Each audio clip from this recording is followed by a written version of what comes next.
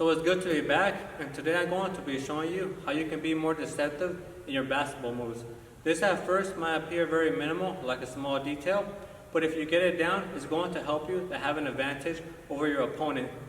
Now, we're going to begin by showing you how to dribble the ball in a way that is somewhat sneaky or deceptive. So this is how the move looks.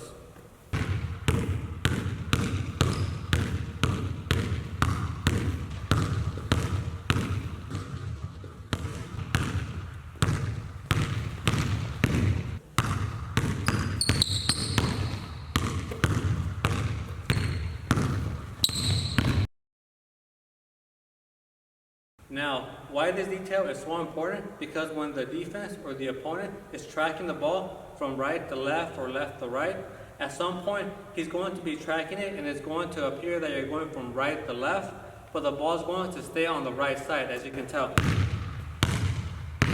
It is kind of like an in and out a little bit, but this hand is very important because it gives the illusion that maybe the ball is going to go to the left, but it's coming back on the right. You see that?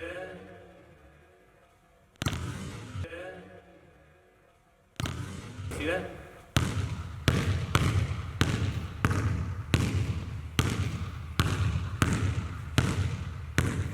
Okay? So again, the purpose of having this in your bag is to have that quick little advantage over your defender.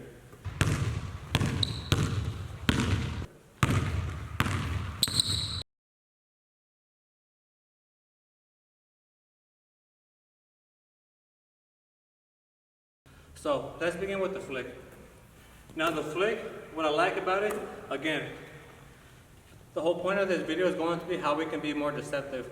And the flick is going to be kind of like the opposite of what I showed you in the first move. It's going to appear like your hand stays in one area, but the ball transfers to the other. And this is very good because again, lots of defenders are going to read that arm. Some players look at the hip, other players look at the arm, and when a player is looking at the arm, this is going to benefit you. Because when you transfer the ball, your arm goes from right to left or from left to right. Right? Now the flick is going to give you an advantage because it's going to eliminate that. So let's see what that looks like.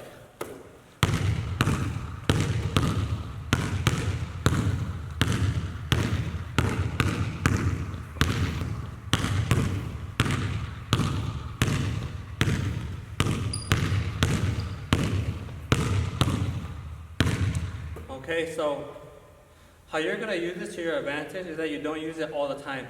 So you don't want to keep repeating it over and over because that's going to leave you exposed, especially when your arms are out here, right? If you're flicking and then flicking back, I mean, you have no protection of the ball. But if you're able to combine it with your regular dribbles, right? When the ball crosses over, get that arm protecting the ball. Then all of a sudden, this arm doesn't cross over. It's going to give that illusion that the ball isn't coming on this side. So that's what we're trying to accomplish here. Be elusive, be unpredictable, okay? So I'm going to give you some examples how you can flick the ball in different scenarios. So let's begin. So the first one that we mentioned was right in front of you, okay? So that's going to be the easiest one. And this is kind of the precursor to the move, the bulldog, right? But we'll talk about the bulldog on a different day. But as you're approaching your opponent, you can do that. And then you go. You see that arm didn't cross over as much. Didn't go like that. See right there? That's a good go and stop. Like that. Okay. Throw off your defense. Yeah? You're already flicking the ball over here. If you see your defender is not paying attention, right there you can get him. You can just keep going or stop. Because he's going to react going that way. Okay?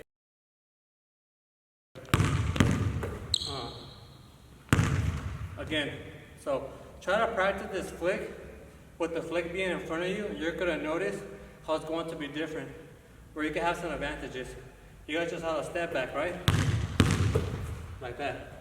That flick might put that defender on notice where he's going to try to cut you off. But in reality, you're going to be going back. Now I'm going to show you how you can use the flick going around your back. behind your body.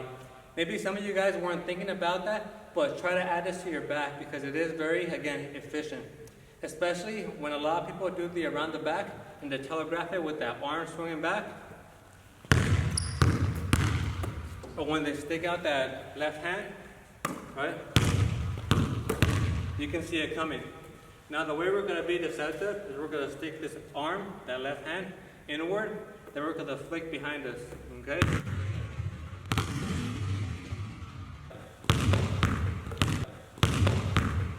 See that?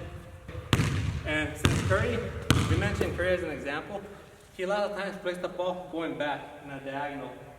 And that's very beneficial because he's going full speed this way. Then when he flicks, right, does a little tap, that ball goes to an area where he's going to run to and grab it for the shot.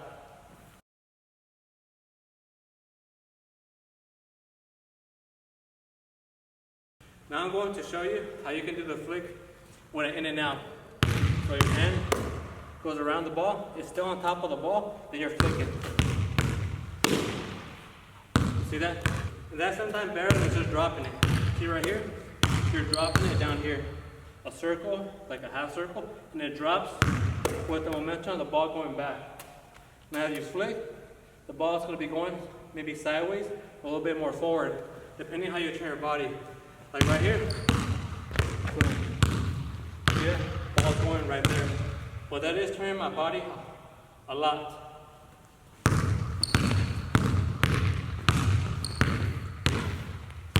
Okay? So just try to experiment with the in and out, with the flick in front of you, and with the around the back, okay? Because all of those are going to open a lot of possibilities for you. Now, I don't recommend doing the flick in between the legs because I feel it's a lot faster just going and taking off, okay? Especially when you're flicking, it might hit the side of your foot, right? Because right here, it's a lot different than having all this space behind you and sideways.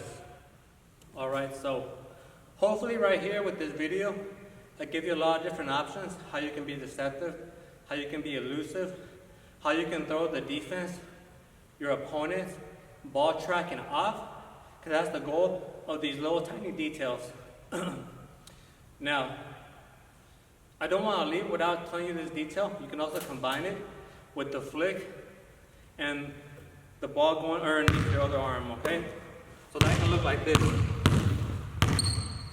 Okay? Alright, so right there, again, it's going to open up more possibilities for you. The more tools you have in your bag, the more lethal you're going to be in the basketball court. And guys and gals, thank you for stopping by. And again, I'll see you on the next one.